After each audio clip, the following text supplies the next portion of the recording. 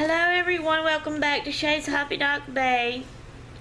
This is Wednesday, September the 19th, 2018 at 6:43 p.m. right now. I'm here by myself. I'm not feeling good. They've gone to church. I didn't feel like going. Okay, this is a booktube video. I feel like I need to back up a little bit.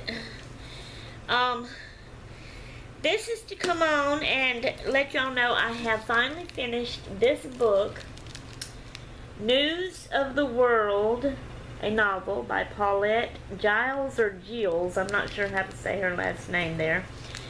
This was my book club book at my library. My library's book club that I'm in. The book we read for September. Tomorrow is when we meet. And so I need to tell y'all about this and my thoughts on it before I take it to the library and meet with them. News of the World. I had told y'all a little bit about it at first in the beginning. It was a good book. There was this, I kind of thought she was an Indian girl, but then they called her that she had white skin and her hair was like long and silky smooth. She looked like a white person, an English person, or whatever you want to call it. And then there was this old man in his 70s or 80s. He was real old. I can't remember how old, but it was back in the day. So he had horse and buggies, and he was traveling from town to town. And he would read news from other towns, far off places for these people. It was wartime, and the war was going on. And he didn't like to read the stuff about the war. He wanted to read other things that was going on in other towns. So he done that. People would pay, and you know, he would set up at a spot and everybody would come and listen to him read. I thought that was neat. That you know, nowadays you don't hear of anybody doing that. I guess they don't. I really don't know. But I just think things like that is neat. Things that don't happen nowadays, and then you hear about, you know, they used to go on and be a thing back in the day. I think, well, that's neat and fun. Why can't it be a thing now, you know?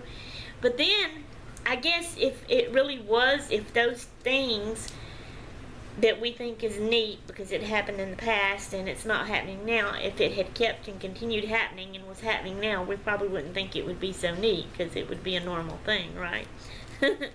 So anyway, but I really liked that.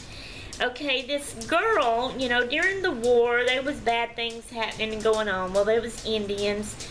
Kiowa, if I was pronouncing the word right, is the name of the type of Indian. They had stolen this girl. They had killed her parents when she was a little girl. Real young. I want to say maybe 2 or 3 years old. I can't remember now. And they had kept her. So they've raised her up and taught her their Indian ways.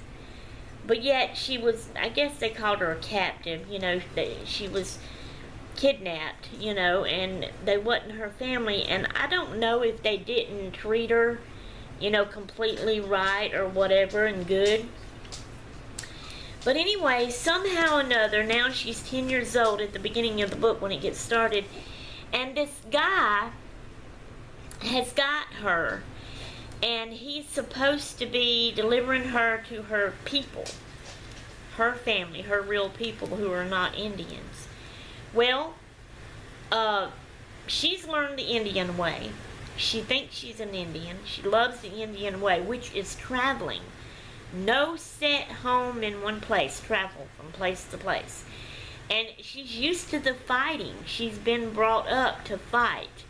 That people, there's bad people and they fight and they shoot and they try to kill you and they try to, you know, destroy your wagon and your horses and steal your stuff, and they cook out in the open on fires and stuff like that to eat, and just sleep on the ground and stuff. She's not used to towns with buildings and homes and living in them and all this kind of stuff.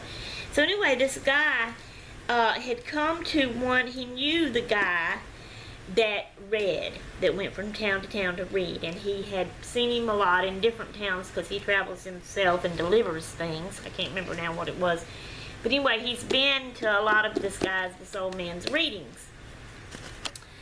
And so he figured that he would be a good person since he travels the way he does and to deliver this girl to her people.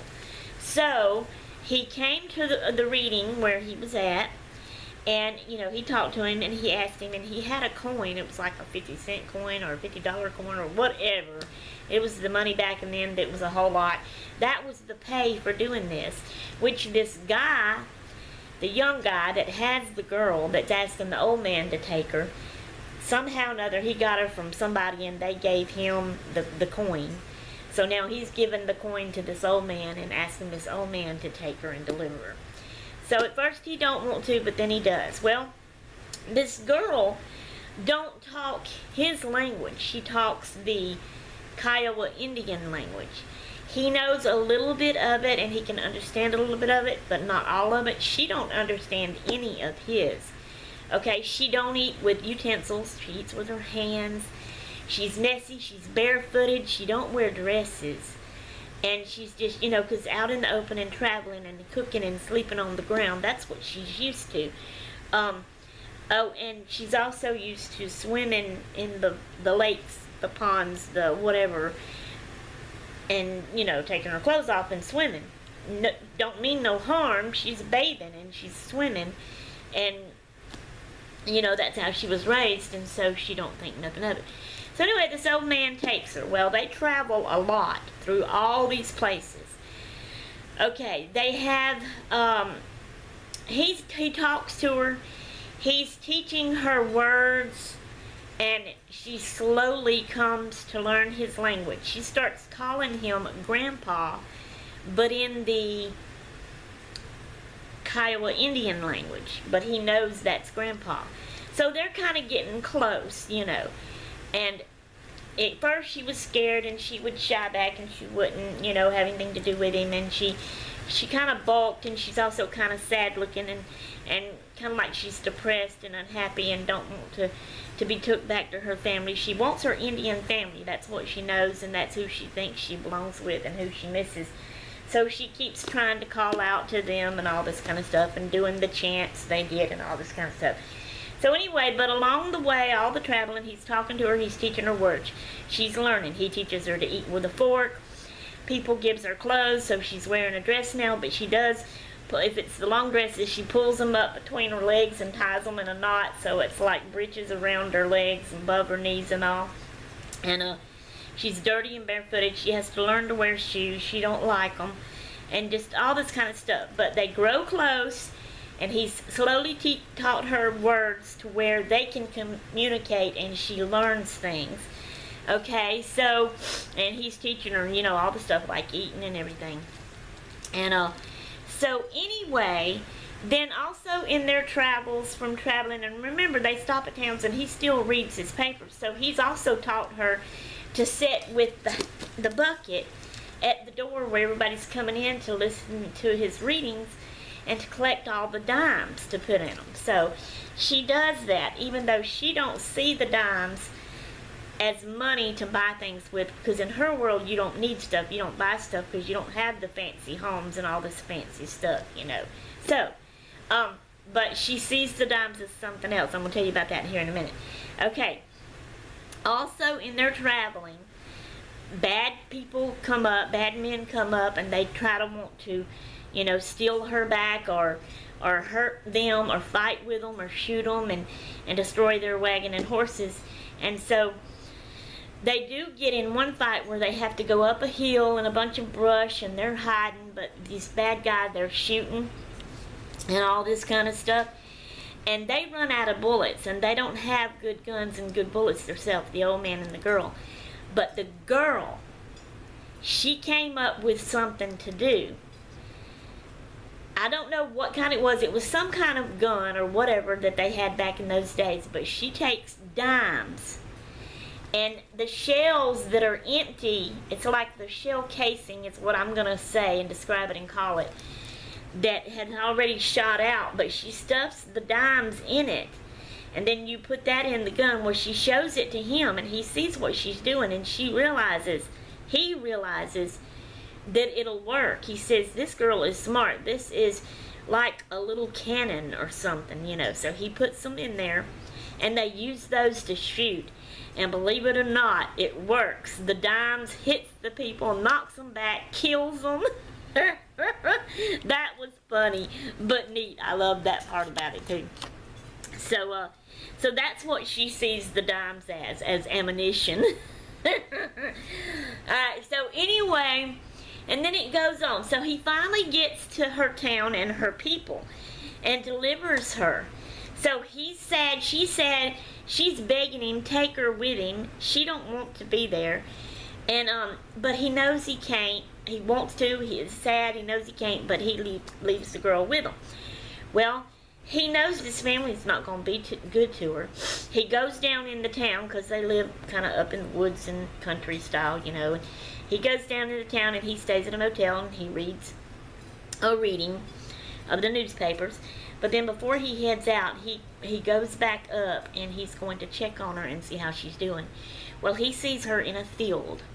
And she's holding some kind of big long bar over her shoulders that's holding big heavy buckets. So he sees they've got her slaving and working. He also sees marks on her that looks like they have beat her and whipped her.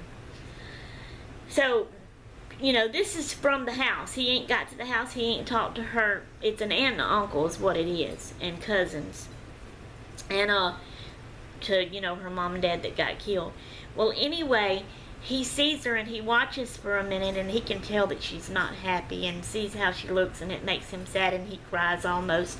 And so he calls out to her. Her name was Johanna. That's what he called her. So she heard him. She looked at him. She drops her stuff and runs to him and she cries and begs him, you know, take me with you.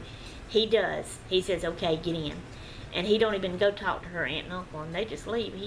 He took her with him and that's kind of stealing, I know, but it's saving her from the lifestyle she would have to live with her aunt and uncle, and I'm so glad that he decided to do that. So anyway, they continue on traveling for a while. Then finally they go home to his home. He stops, you know, he's older, he quits traveling. He's got daughters that live afar off, but they end up moving back. I think it's Dallas, Texas, where they end up moving back to, where his home is, and his daughters and stuff comes from somewhere else and lives there. That's their hometown. They used to live there, but it moved off, and now they come back. Anyway, he brings this girl up and raises her so that now she's wearing fine dresses. She's talking better. Her hair is nice, and she fixes it. She even wears shoes. She knows it all, okay? So she's grown up. And this guy comes around and sees her, and he likes what he sees, and so he ends up trying to date her, see her, you know. He asked the old man, can I come calling again, they call it. And the man said yeah, and so the girl ended up liking him. They would talk. You know, he played the piano and sung for her in her living room and just all this kind of stuff. So anyway, they end up getting married at the end, and so that was very nice. I loved it. It was a good book, so y'all need to check it out. So that is that one. So like I said, tomorrow is our book meeting at the library. I'll go and we will meet and we'll talk about this, and then they will decide. They decide there at the meeting what our book's going to be about that we're going to read for October. But I bet they won't have it there. You know, we'll have to wait 2 or 3 weeks or so before they all come in, because they order them from other libraries, and then they'll call me and say your book's in, and I'll have to go get it. And a lot of the times, now on this one I had enough time, and it was an easy, short little book that wasn't long, didn't take me long to read. And so it was okay, I had enough time. But a lot of times I don't have enough time to finish the book before the club meeting meets. So anyway, so that's that one. Of course, when I do find out and get the book for October, I will be sharing that with y'all too.